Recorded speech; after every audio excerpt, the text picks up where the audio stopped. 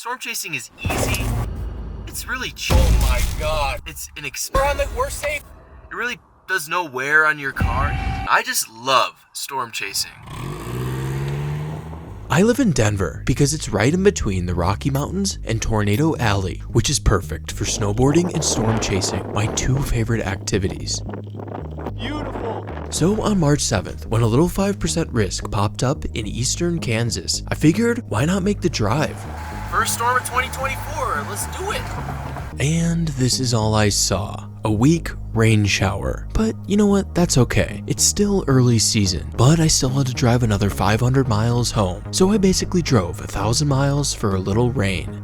My next chase would be on March 24th. I'd end up in my favorite state, Oklahoma. And somehow the storms this day were even worse. But I did see something fascinating. So you can go to the Dollar General, or the Dollar Tree, or the Family Dollar. Take your pick. That was definitely worth the drive out. However, I still had to go back home, which was a lot more dangerous because I had to drive through a blizzard. These are the types of things you gotta do if you want to see a tornado. On April 15th, I was chasing in my favorite area, western Kansas. But there was one problem. There weren't any storms and it was already dark. I'm not a quitter. I don't quit. Well, I think I'm giving up. Okay, well, eventually there was a storm. But it was late at night and I don't really like chasing at night because you can't really see anything. But I had to make the trip to the next day's target in Iowa, where things were looking a lot better for daytime tornadoes. I did get on a daytime storm, and well, these storms were garbage, but I did keep chasing because I was nearly 1,000 miles from home and I really wanted to see a tornado. But then I saw what we storm chasers call the whale's mouth, which usually means the day is over. So I stopped and thought, should I keep chasing or go home? And I decided to go home. As I was driving back to Colorado, this is when things started to get hilarious. If I had kept chasing, this is what I would have seen. Large tornado. Wow. Meanwhile, back in my car, I realized the mistake I made, and then things got even funnier. A fucking turkey flew into my car, almost going through the windshield right into me. And there's feathers everywhere in my car. I just freaking killed that damn bird. Oh, gotta love it. I drove into the closest town and got a new windshield the next morning. And we're back. The show must go on. Replacing the windshield cost $350 plus $100 for the unexpected hotel, so that bird cost me $450. At this point in the season, I had driven over 6,000 miles, which is nearly $800 in gas. So far I had spent over $1,200, and I hadn't seen a single thing. What other hobby can say that? Which is why I save money by sleeping in my car. But I just slept in the back. Couldn't really sleep, but I'm only on like 4 or 5 hours of sleep right now. One thing I want to do is tell you about AG1. That's why I'm wearing green. Gotta represent the nice green color. Great way to start the day. Really great product. Your entire day's worth of vitamins.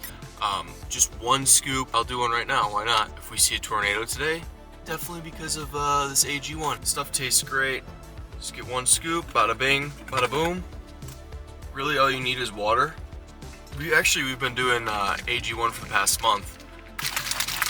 Yeah, I've been feeling great. All right, so there we go. Cheers.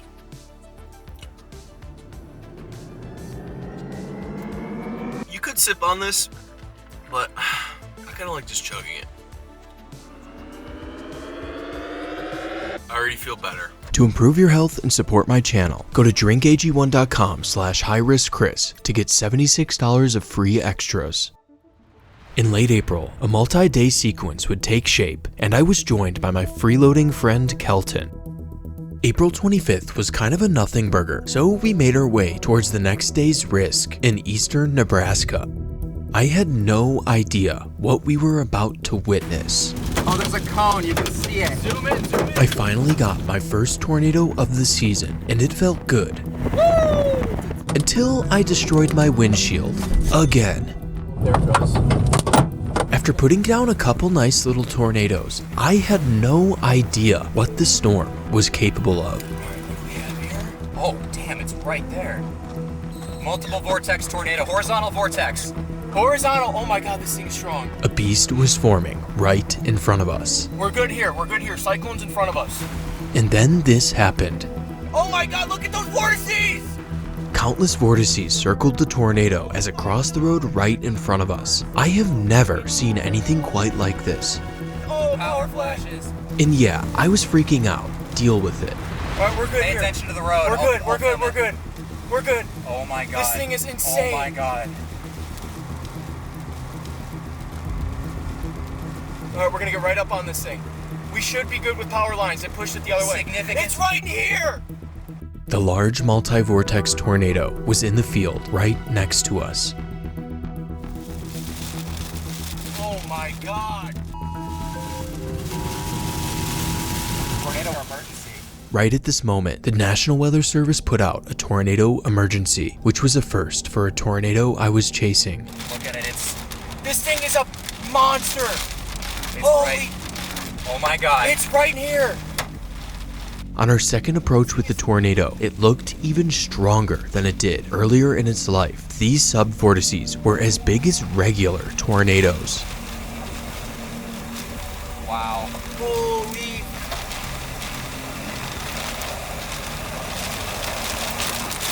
Oh my God, huge power lines down. After briefly falling behind the tornado, we caught back up and recorded the tornado's final moments. And then my car died. Well, car's dead, and there's a storm coming our way. Eventually we got a tow. That was $450, plus an extra $200 for the repair in town, putting this breakdown at a cool $650, which sucks, but I was more pissed about the tornadoes we missed in Iowa. And of course, Aaron Rigsby was on the scene, capturing some of the best video from this legendary tornado outbreak. The next morning, we surveyed the damage from the Elkhorn tornado. Multiple homes were completely wiped off their foundations. The tornado was ultimately rated EF4. But we couldn't stay for long because the next day was a 15% chance for tornadoes in Oklahoma. And if I'm being honest, the storms this day were kinda lame. The real tornado risk happened at night when a few different tornadoes spawned southeast of Oklahoma City. One storm chaser was hit by a tornado. On May 1st, I was nearly hit by lightning. But it was worth it because the storm was gorgeous. I rode along with the storm like a surfer riding a wave, and it rewarded me with this nice little Landspout. Hey, that's kinda cool. I also noticed this peculiar dust plume underneath the storm. I kinda think that's a tornado, but it's about as weak as they come. As I was driving home, I heard a rattle coming from the back of my car, and my wheel bearing needed to be replaced, which was a $900 repair. I probably could have gotten it done cheaper, but I needed my car right away because a couple days later, a high risk set up over Oklahoma, and I was not going to miss this. I am High Risk Chris after all. Storms were initially looking pretty spicy, but for some reason they just didn't want to do the thing, and other storm chasers were on their best behavior. All right, bro. Something was not right with the atmosphere. For a high risk, these storms were pretty anemic and weak. Hey, doggy. After going from one storm to another, we eventually made it to a beast of a storm.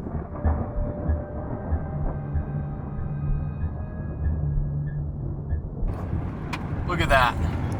Now that is a high-risk storm. It was looking like this was gonna be the main storm of the day, but it didn't really do anything. The only strong tornado on this rare high risk happened in Barnsdall. This was by far the biggest bust of the season, but it wasn't a bust for the people of Barnsdall. On May 20th, I chased this supercell in my home state of Colorado. At night, it put on a show with nearly constant lightning. It is non-stop lightning. Holy crapola. We couldn't stay for long because the next day was an even bigger day in Iowa. We should just start driving to Iowa. Oh my god, it is stuck on my freaking car! There's a giant one stuck on my car. Oh my god, there's more! Oh my god. After surviving the Great Tumbleweed outbreak, Kelton and I made our way across Nebraska, got a few hours of sleep, and made it to Iowa, where we captured this incredible tornado. Holy cow! Wow.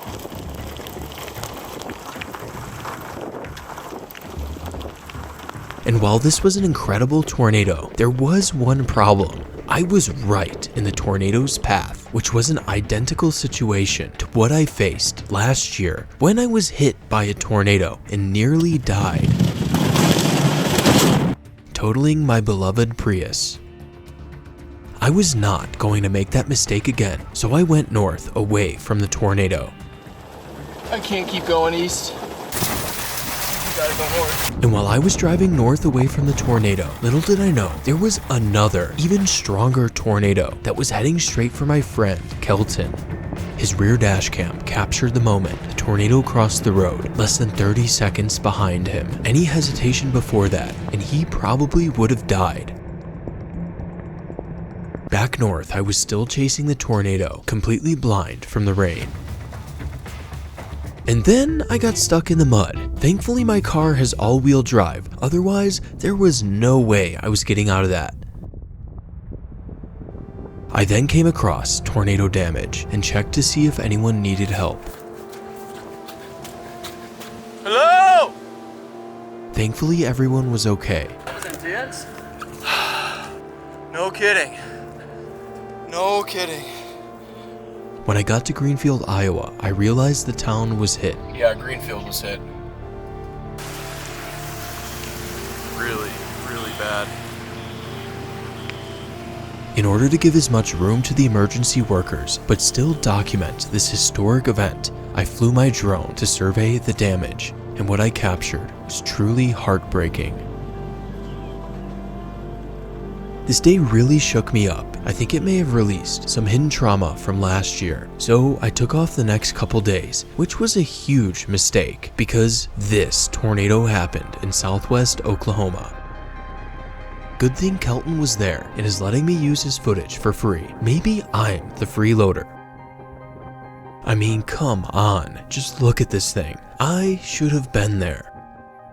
On May 25th, I would chase this large 15% chance for tornadoes, and on this day, I received a free anatomy lesson. This is what happens when a mommy and a daddy supercell crash into each other. They create a little baby tornado. We gotta be careful. We are right on this thing. It's gotta be, yeah, that's on the ground. This was a nice little, well-behaved tornado, and I was in the perfect spot because from my angle, the tornado was super bright from the sun. Oh, wow. Really pretty. But slow, super visible, does not get much better than this. Oopsie daisies. And as quickly as the tornado appeared, it was gone. Sounds like the aliens are invading. Go back home, puppies! Okay, this is the part of the video where I'm totally not copying Pecos Hank. Look who pulled up next to me. Mr. Daniel Shaw.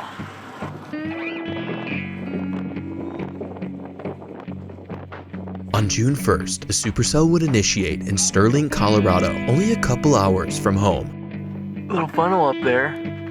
That's kind of cool. The storm looked like it was about to produce a tornado, but for some reason it just didn't do it. The next day, on June 2nd, there were two main tornado targets. One up north, much closer to home, and the other in Texas. I opted for the one closer to home, and ended up seeing the most mid-storm ever. The storm had mid-structure and mid-lightning. I'm gonna be honest, this is pretty lame.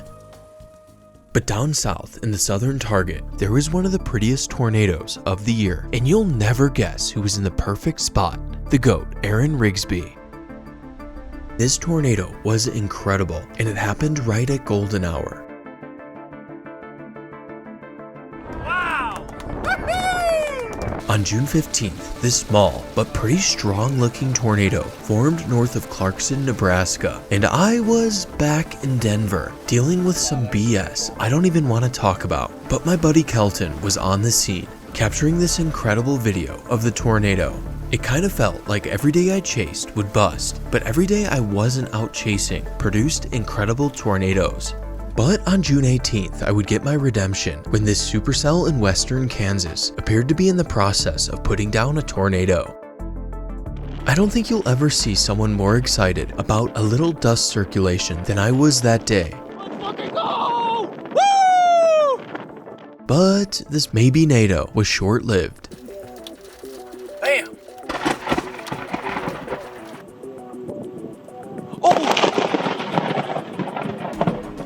Holy shit! Well, I'm not getting out of my car. After putting out a few dusty circulations, the storm was going nuts with lightning, which was an issue because it was striking the dry Kansas ground, starting multiple wildfires.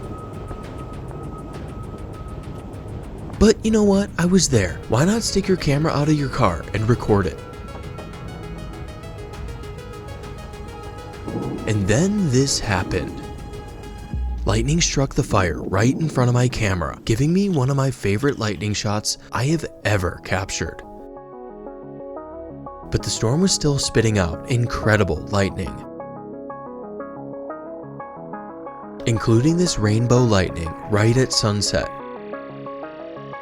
Almost all the good lightning I saw this year happened on this one day, which is kinda crazy. 2024 was definitely tornado dominant, but the year wasn't over yet.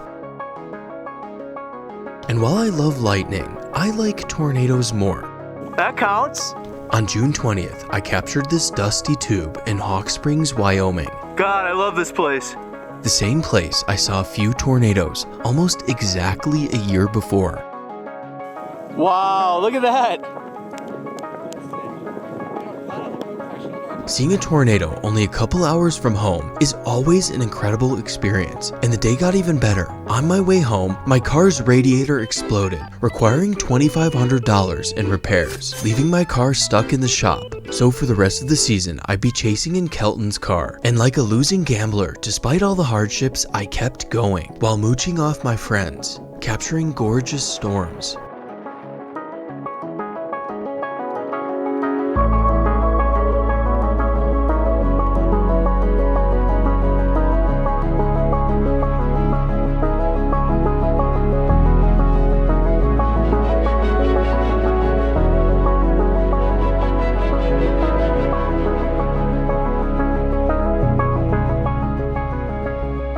On July 1st, me and the boys were chasing this storm that looked like it was about to produce a tornado, but it just wasn't in the cards this day. However, it did produce probably the best structure I saw all year.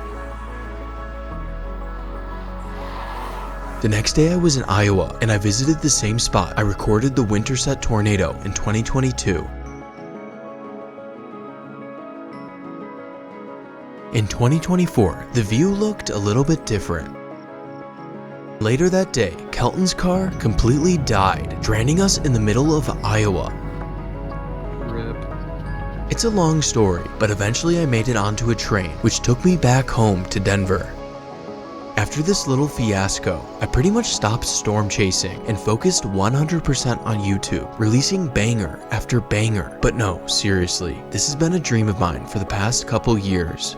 At this point in the year, I just wanted one more good tornado to end the year with, so I would chase again on October 21st, where marginal risk set up over Kansas. We're so back. We are so back.